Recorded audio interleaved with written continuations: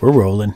Welcome to the REI Rookies Podcast. The Real Estate Investing Rookies Podcast, episode number 78, where we invite you to follow us on our journey towards financial freedom using the power of real estate. I'm Josh Koth. And I'm Jack Haas. And here at REI Rookies, we believe in a couple key principles. Number one, the best way to retain information is by teaching it to others. And number two, a rising tide lifts all boats. We're not competitors, we're a community. So let's get into some real estate investing. So this week we're going to talk about when we decided it was time to get an administrative assistant. Scary. Yeah, right. The first thing that pops into my mind is Josh repeatedly tells me that I'm the cheap one of the group. Is what is going to be the cost associated with something like this? Right, and that is the mental block that stops a lot of one-man shops and solopreneurs from being able to scale. And the thing is, you just have to realize that you're not going to be able to scale. You're going to run out of hours. I mean, it's just literally physically impossible to do, right?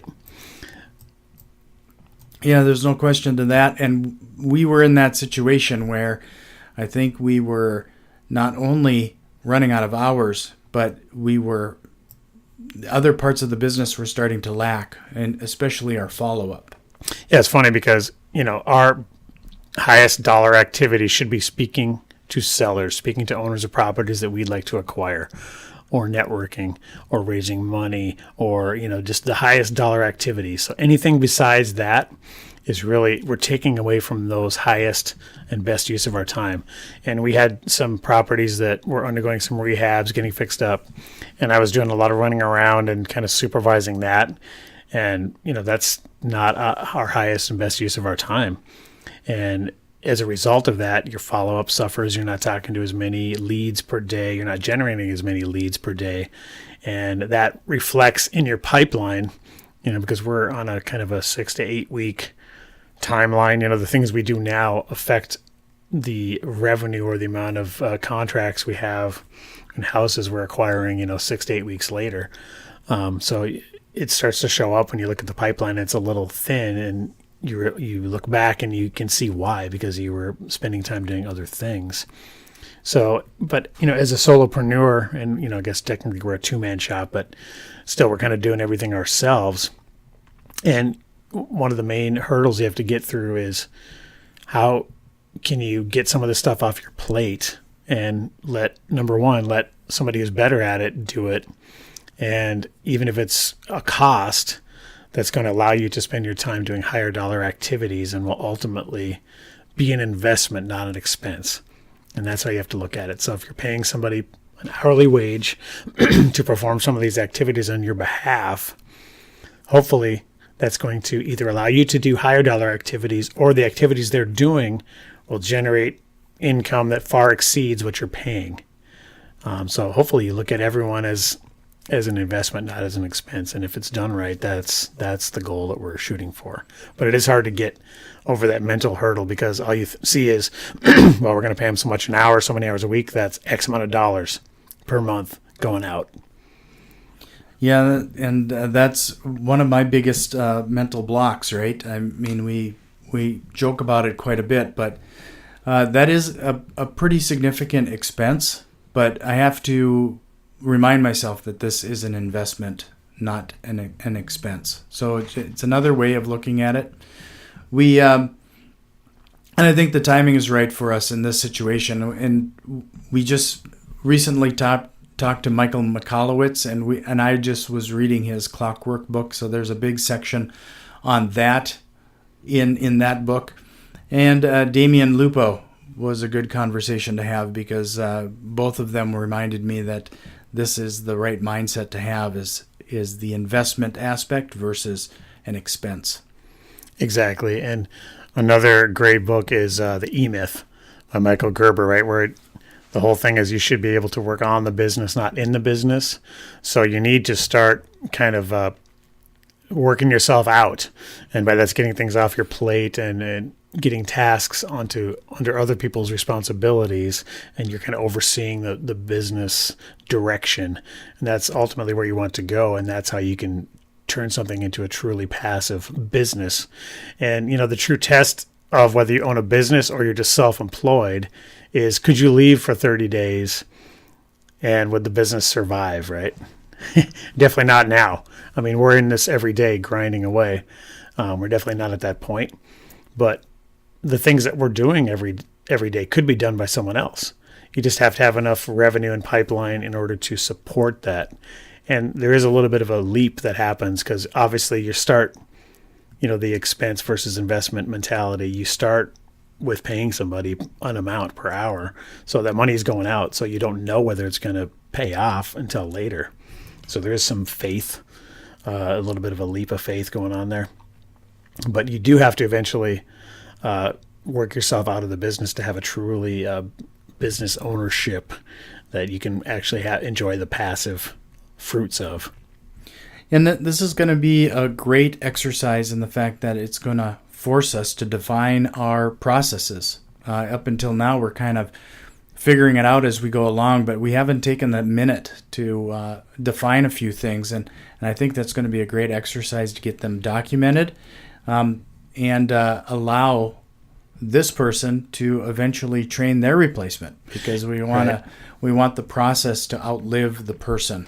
Yeah, and let's talk. And that was something that kind of came up as we were put feelers out, and we need to put an ad up, and we talked to some people, let people know we were looking for someone, and that's a whole interesting process, right? And just trying to find somebody to work for you. We put up an online ad using Indeed. We put some feelers out in our networking groups, things like that. And that was a whole interesting process. And we realized throughout that process, some people are really flaky, right? I mean, we probably got over 50, probably 60 responses from our online ad. And here's another little tip when you're hiring someone. We put a little, almost like an Easter egg test in the job description. We said, if you're still reading this, why don't you go to our Facebook page and figure out the first names of the two partners in the business and include that in your reply or your application. And I'd say only about 10% of the people that submitted applications did that. So that was a real quick way to weed out people that weren't, number one, reading the job description and didn't follow through, didn't pay attention to detail. And that's somebody we probably don't want to have working for us. So we just immediately would reject them. And we're just like, well, if they can't do that one little thing, that's the least we need out of somebody, is to be able to follow some simple instructions. I've heard of other tactics, like people will say, record a video of yourself talking about why you'd be a good fit for the position, and most people will not go to those lengths.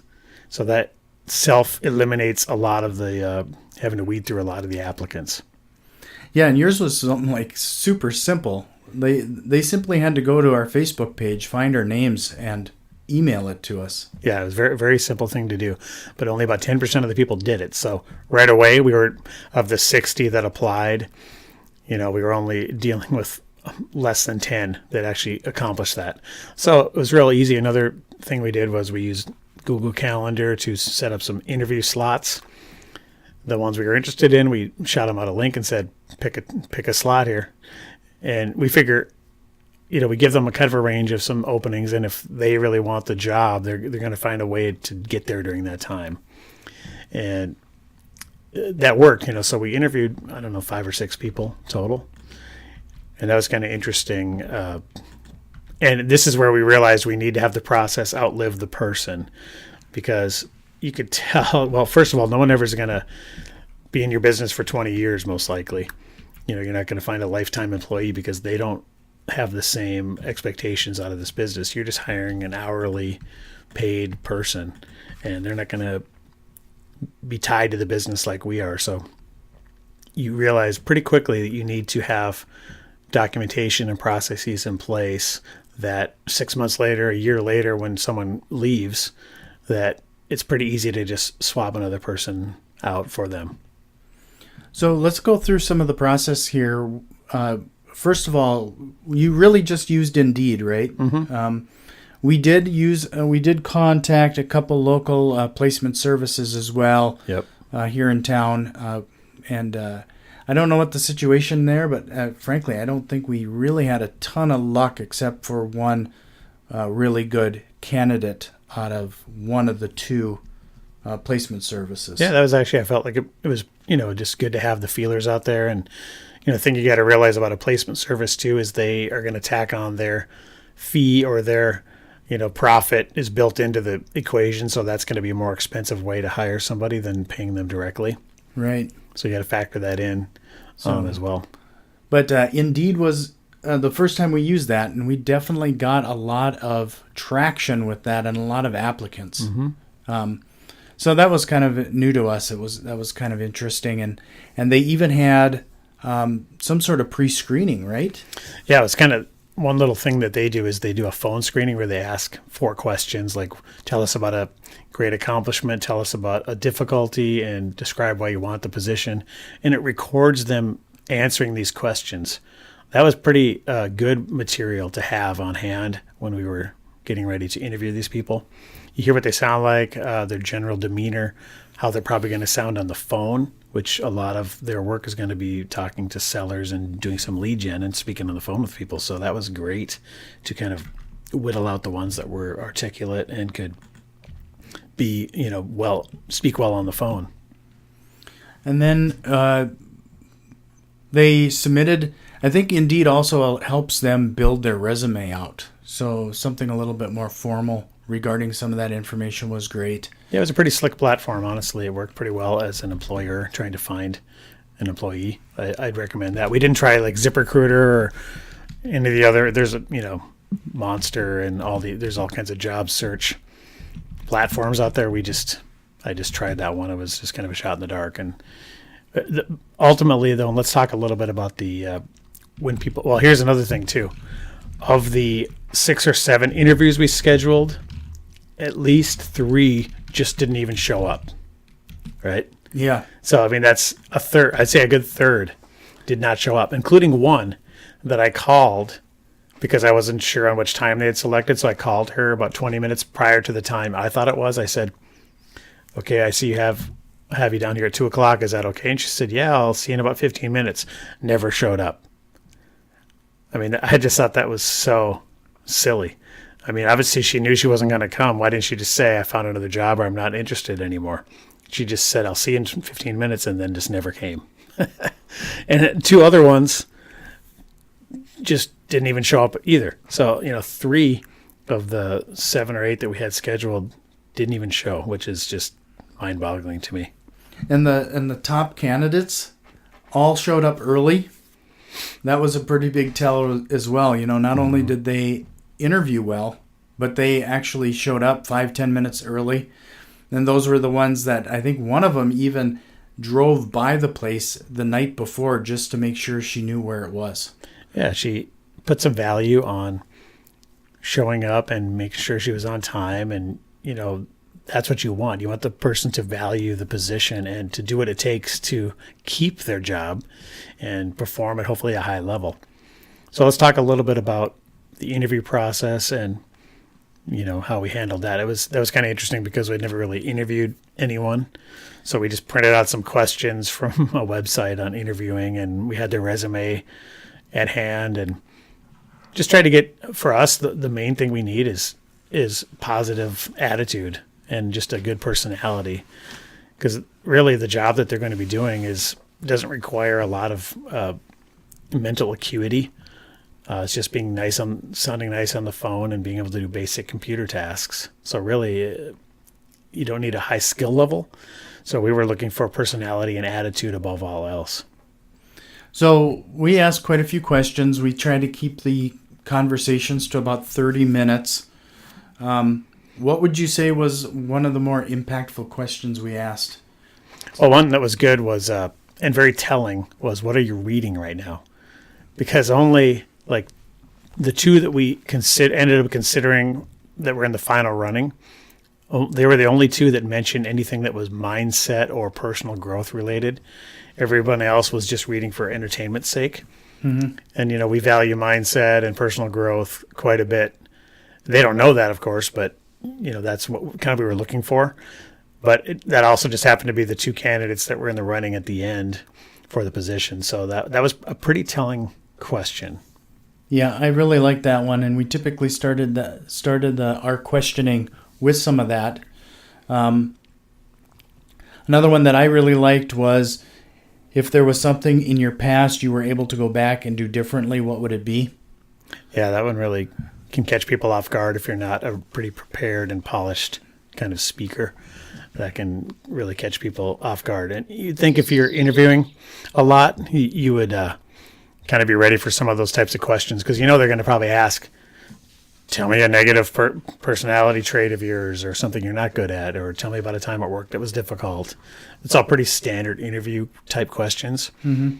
But it did kind of catch some people off guard, and it's interesting watching how they would respond, and we would tell them directly, you're going to have a lot of negativity. You're going to have to be faced with a lot of that, because some of the people that call in based on our marketing are not happy campers.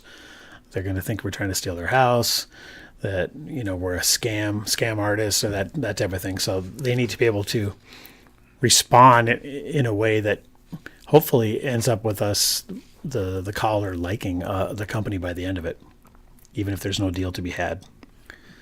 Another question that I really liked was, tell me about a time you had a difficult working relationship with a colleague. What was the challenge? How did you address the situation? And what did you learn from the experience? That was pretty revealing, because it's funny when you just, and it's funny because we used a lot of the same techniques we use when we talk to sellers. You just kind of throw something out there and then just shut up and let them talk. Mm-hmm. So when you just launch that question out there, then they have no choice but to fill the silence. And you learn a lot about people when they just start kind of rambling about their previous employment experience. And what you don't want to hear is how much their boss sucked and all these other negative things. Because even if that's true, if you're a smart employee, you're not going to throw your previous boss under the bus at an interview. That's just, it comes off it leaves a bad taste in everyone's mouth, and just doesn't sound very positive for you.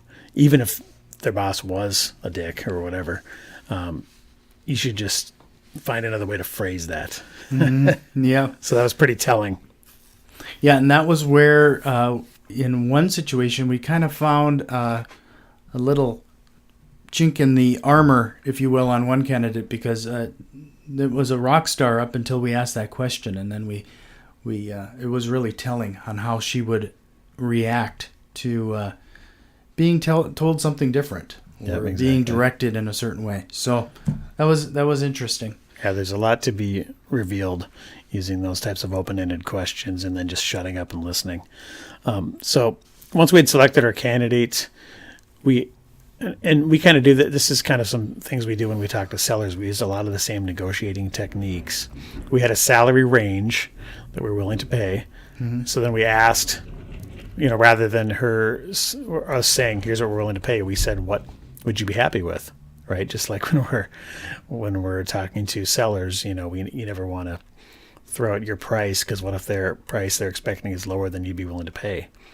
So we use that same technique and figure it out an hourly rate that was within our range. So obviously we were prepared to pay that, but wasn't necessarily the top of the range, because just from asking that question, we saved ourselves some money, right? Yep, you helped them define it, and that actually leads into one of the bigger questions that I think we asked was, what is your ideal position and why? And we had them actually not only define what they expected as a salary, an hourly wage, but what their position would be. Mm-hmm.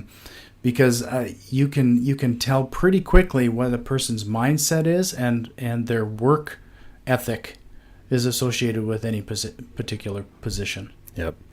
Yeah, you're listening for some red flags and for some indicators on what type of work ethic they have. And again, you just ask the question and let them talk. They're going to reveal quite a bit. And if you're actively listening, you can make some pretty quick determinations. So I think let's kind of get to wrapping this up, but we'll do a follow-up episode and perhaps even put them on the podcast after a while, and maybe they can give their interpretation of how that interview process went from their side too, and we'll let you know how it goes. They start in a few days here, so off to the races we go with beginning the outsourcing process. So to wrap it up, I think it was as much my issue as anything here, looking at this as an investment and not an expense. Yeah, that's the key. With that, if you would like more information, some of our downloads, you can find us on Facebook, Twitter, and now Instagram. Just look for REI Rookies. And if you like what you're hearing, head over to iTunes, subscribe, rate, and review the podcast. It really helps other rookie investors out there find the show. And remember, get off the bench and get into the game. We'll see you next time.